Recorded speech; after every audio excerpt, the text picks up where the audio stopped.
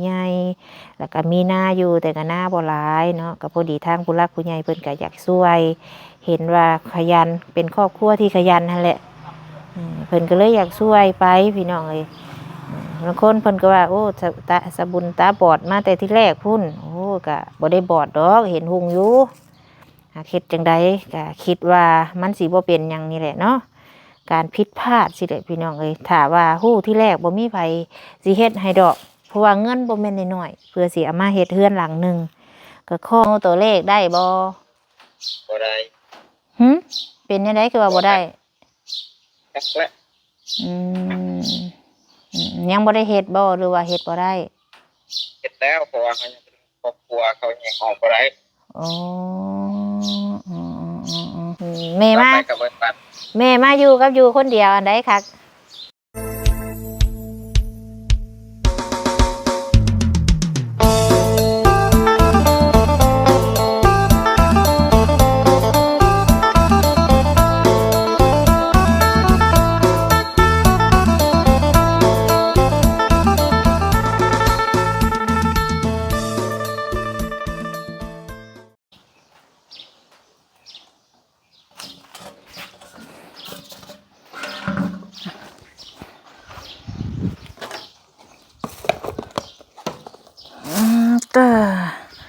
กลับมาแต่ข้างนอก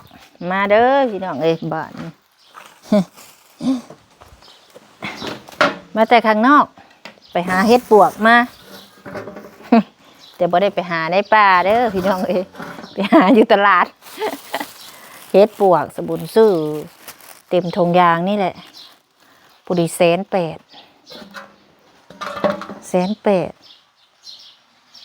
เพราะว่าแบ่งไปหน้าเนี่ยมาฮอดแต่เว้นก็เลยให้บักอ้ายออกไปหน้าไปช่วยไถนานี่คือเฮ็ดปวกเนาะเบิ่งสบุญสิถอกออกเบิ่งนี่จะอันงามๆในสบุญสิแกงกินเนี่ย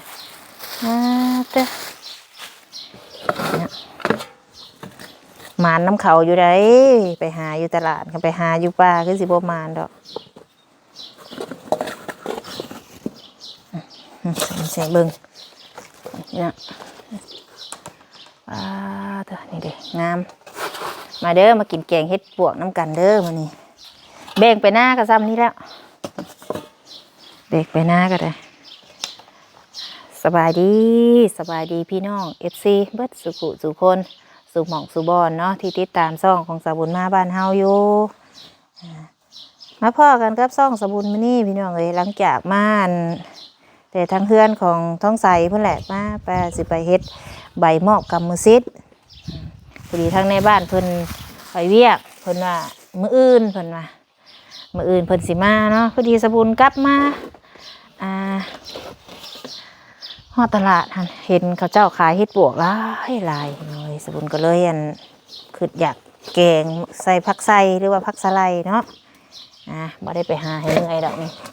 แต่ก็ได้กินน้ำมูอยู่พี่น้องมานอยู่เนาะหลังจากมาแต่หาท้องใสพี่น้องว่าสิไปเฮ็ดใบมอบกรรมสิทธิ์ในบ้านเพิ่นบ่อยู่เพิ่นว่าเป็นมื้ออื่นเนาะสบุญก็สิเข้าไปเบิ่งว่าทางเพิ่นสิเป็นจังได๋สิคือเว้ากันไว้บ่เนาะหลังจากออกมาแต่พุ่นสบุญก็เลยแวะไปหาทางเบาซิงแต่บ่เห็นแล้วสบุญก็เลยกลับมาพี่น้องเอ้ยนะก็เลยมาซื้อเฮ็ดมาแกงเอ้าพี่น้องเอ้ยพอกันมื้อนี้คือเก่าคือเดิมก็อยู่เฮือนอยู่ซ่านสิขูดตีนเฮ็ดมานี่สิขูดตีนเฮ็ดขูดเฮ็ดก่อน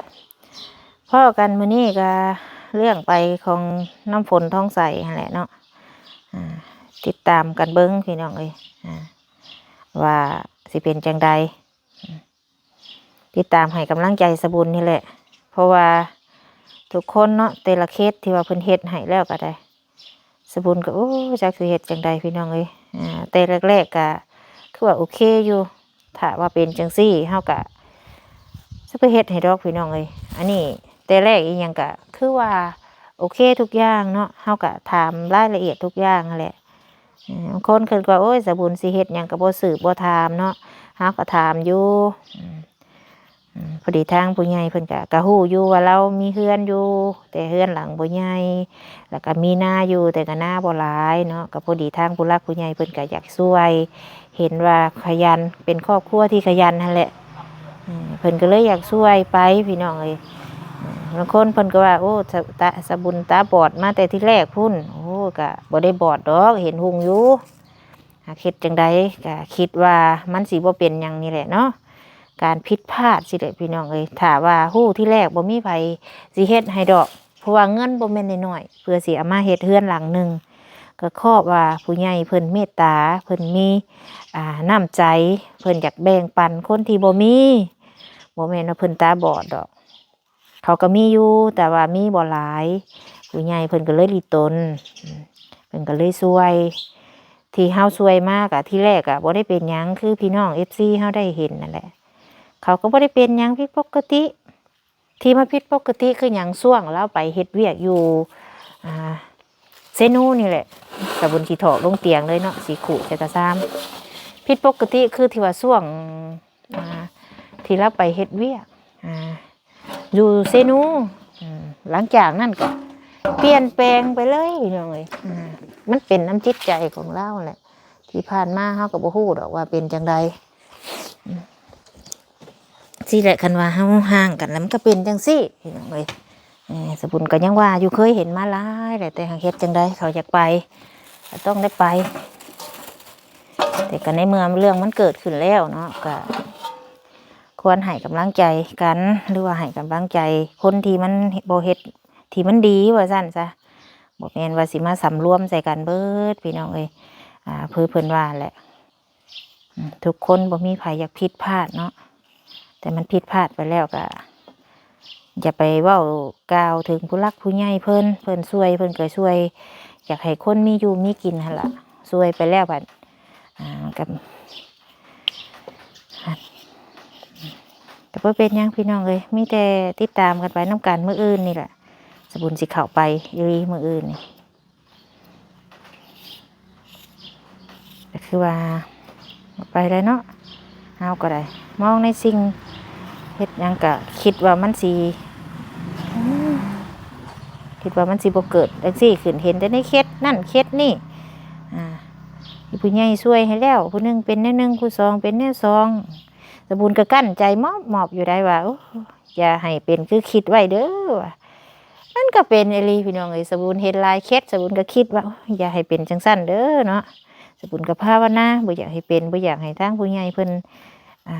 เสียใจแล้วก็ผิดหวังเพราะเพิ่นช่วยเหลือมาล่ะแต่อันนี้ก็ในเรื่องนี้ที่มันว่ามันเกิดขึ้นแล้วเนาะ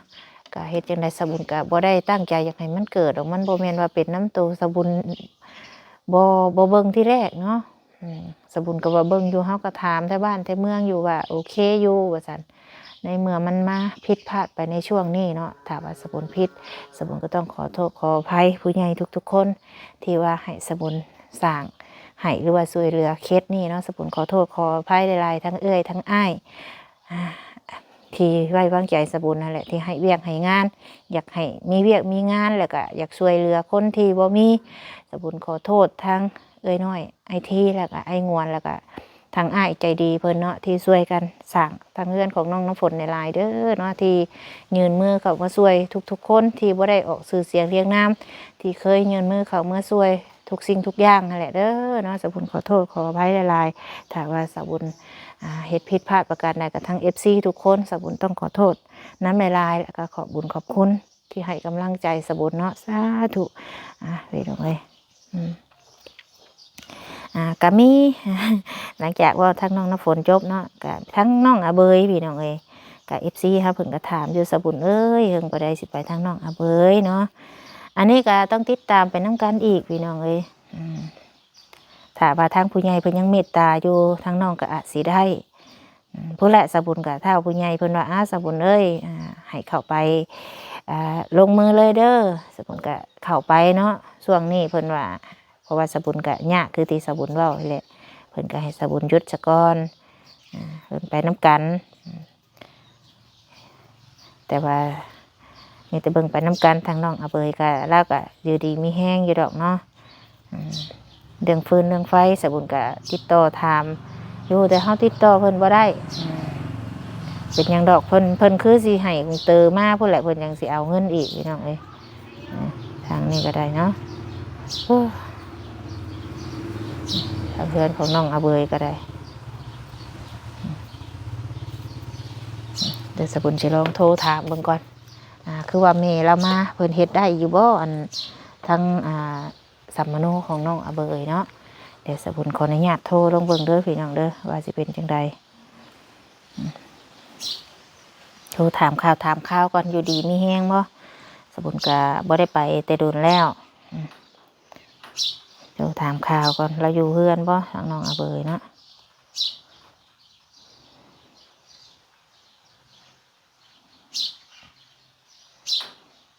หาเฟซแล้วก่อน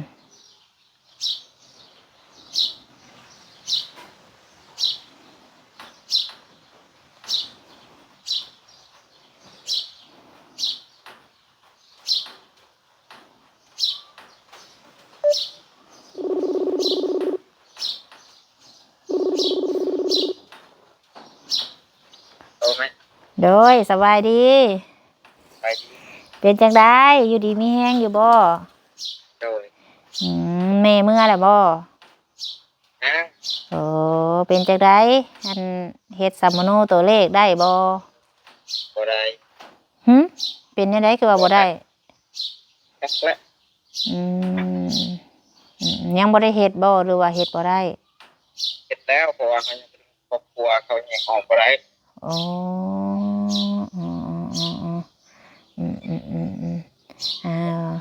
ช่วงนี้แม่ก็ยังบ่ได้เข้าไปเด้อพุ่นละอีกสักพักนึงก่อนสิเข้าไปว่านเข้าว่านหยังแล้วพุ่นละเด้อเฮ็ดหยังอยู่เดี๋ยวนี้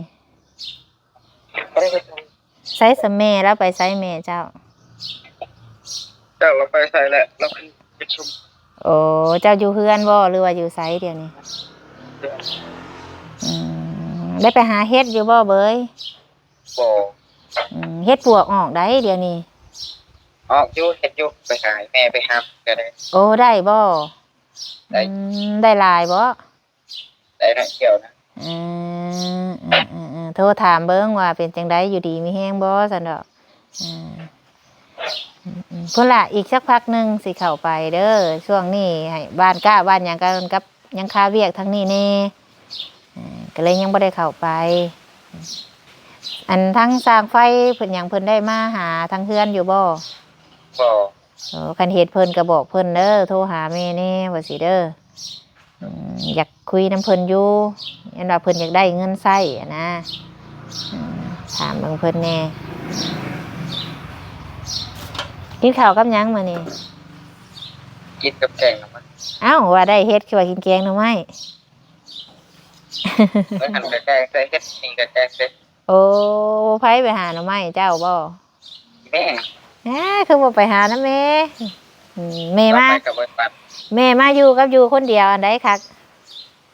แม่มาอยู่นะให้เพิ่นอยู่นำเลยเนาะมันจังคักม่วนเนาะเอ้ยแม่ถ่ายคลิปได้นี่แม่โทรหานี่เพราะว่าบ่ได้โทรหาจะคู่ว่าอยู่ดีมีแฮงบ่ซั่นดอกดีมีแฮงโดยเอามีหยังโทรมาหาเด้อเอาโอเคอยู่ดีมีแฮงเด้อโดยพี่น้องเอ้ยโทรถามข่าวทั้งน้องอาเบยว่าเพิ่นเป็นจังใดเลยโทรถามเบิ่งอยู่ดีมีแฮงอยู่ละว่าเนาะเอาล่างเฮ็ดต่อพี่น้องเอ้ยเดี๋ยวถ้างั้นน้องอาเบยเฮาก็พุ่นล่ะคือสะบดได้เว้าไปนั่นล่ะเนาะโทรถามข่าว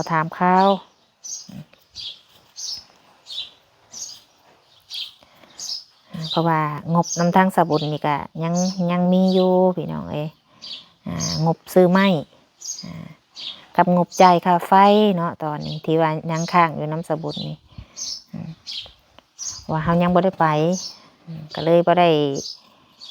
กับผู้ใหญ่เพิ่นว่าแล้วจังเข้าไปดอกถ้าเพิ่นให้เข้าไปเพิ่นก็สิบอกสะบุญอีกทางผู้ใหญ่เลยทางเอื้อยใจดีเพิ่นน่ะเนาะ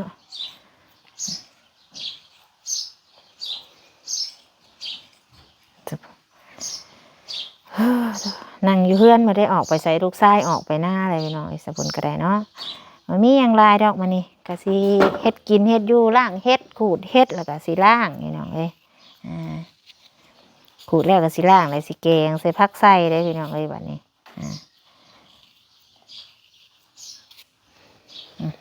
ล่างนะจะไม่ก็แล้วดอก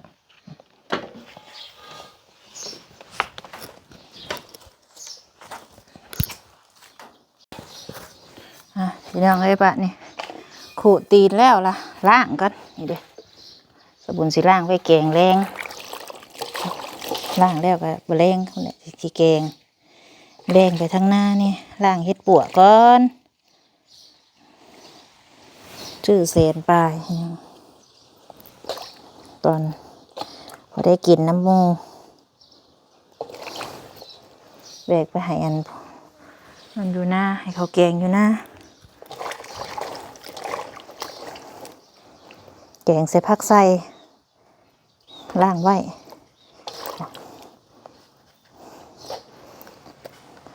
หาเฮ็ดปวกนี่ถ้าว่าผู้ใดผู้จักบอนนี่ก็ยากได้หาครัวไป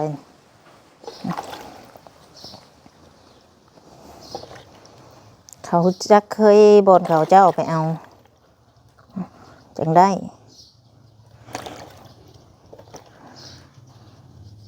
สะดุดตักน้ำมาใส่ซ้ำตัวนี้กัน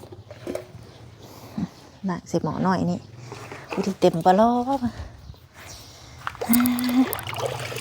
ปีละเท่ากินแกงเฮ็ดนี่ก็ได้ไม่ได้กินตลอดดอกเพราะว่าประมาณ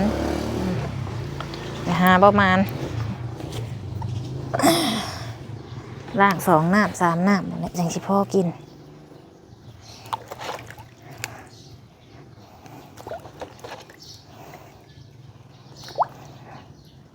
เฮ็ดปวกจุ่มเด้อมากินแกงเฮ็ดน้ำกันล่างแล้วก็บ่ได้แกงแล้วมาแรง อยู่เฮือนว่าสิออกไปบ้านก้าลูกชายว่าออกยาเมเอ้ยว่าล่างเฮ็ดถ่าเด้อว่ะกระเทิดมาสั่นก็เลยป้าบ้านกับพ่อเพิ่นอยู่นะทั้งว่านทั้งดำพี่น้องไอ้จักสิเป็นจังไดละเมื่อปีนี้แต่เมื่อหน้าก่อนสบุญสิออกไปซื้อปุ๋ยเมียนอีกตอนเอื้อยเพิ่นซื้อให้ตอนนั้นก็สิไว้ใส่ตัวหน้าของสบุญนั่นแหละตะกี้ว่ามันสิพออยู่เฉพาะหน้าสบุญพอดีป้าเพิ่นบ่เฮ็ดลูกเราบ่มาตะกี้ว่าลูกเราสิมาเราก็เลยว่าบ่เฮ็ดดอกว่าก็เลยเฮ็ดอีกพี่น้องคันป้าก็สิได้นะมันติดกันเฮ็ดพอได้ตื่มกันพอได้ขายค่าไฟก็ขึ้นได้เพิ่นว่าขึ้นทบครึ่งแต่ก่อนนี่กิโลละ300อย่างน่ะยังเขาเอิ้นกิโลบ่อย่างสมมุติว่าเป็นวันนี้600ขึ้นครึ่งต่อครึ่ง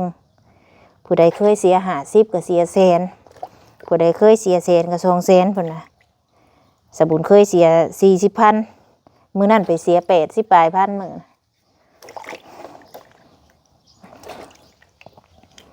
นั่นก็ใกล้สิแล้วเลยล่ะใครอยู่ล่างเฮ็ดนม อันล่างเฮ็ดเฒ่านี่อันตรายเลยนะนั่งนี่ได้ก็บ่คัก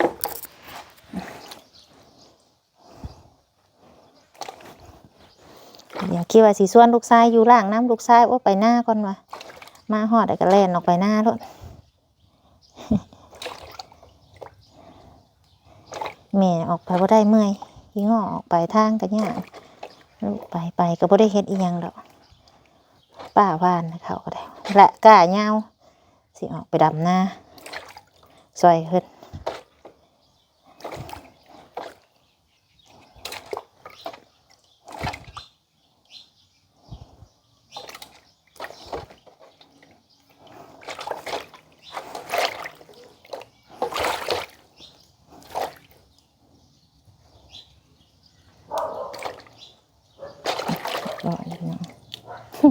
พุกไปน้ำ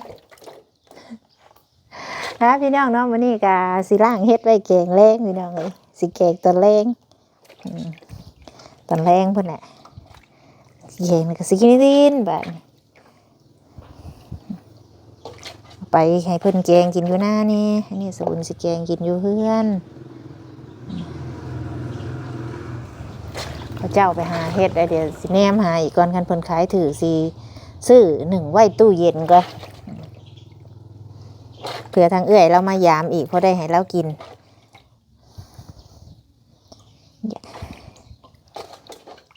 อยากให้เอื้อยอยากให้แม่ก็ได้กินเด้เนาะ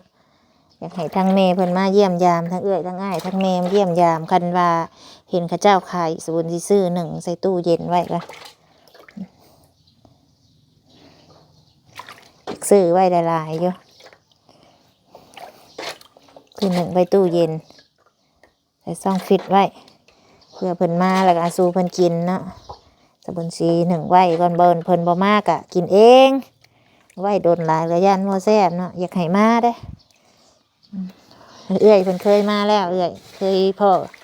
กัน2 เทื่อแล้วแต่ทั้งแม่ทั้งอ้ายยังบ่เคยเห็น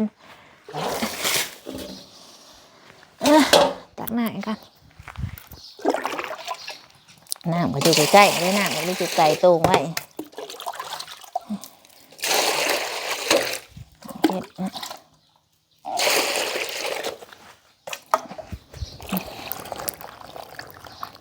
ว่าเต้ล้างน้ำหนึ่งก็สบายอีบัดหนึ่ง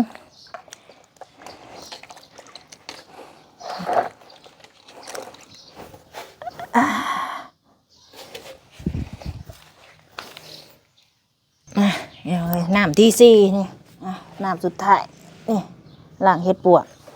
ใส่หม้อไว้ก่อนมะเร็งสิแกงเรียบร้อยปะนี่ได้ลายๆซื้อไว้หนึ่งไว้ใส่ตู้แข็งไว้ไว้กินโดนนะพี่น้องไว้ต้อนเมต้อนเอื้อยถ้าว่าเพิ่นสิได้มาเพิ่นว่ามาสบุดกะกินคันมันมีนะเดี๋ยวสิเบิ่งก่อนถ้าว่ามีเขาเจ้าขาย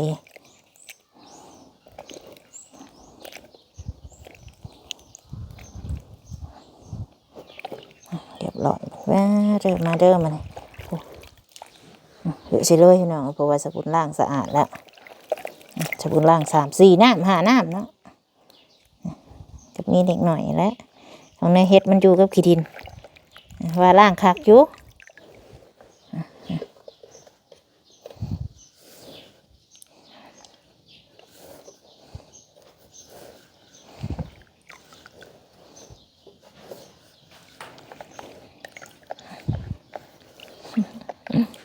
เนี่ยเรียบร้อยพอดีเต็มหม้อหน่อยเลยนะแกงเฮ็ดบวกดอกใหญ่ๆมาพี่น้องเนาะสำหรับคลิปนี้สบุนจบก่อนล้างเฮ็ดเรียบร้อยละพอกันในคลิปหน้าพุ่นละสำหรับคลิปนี้เนาะ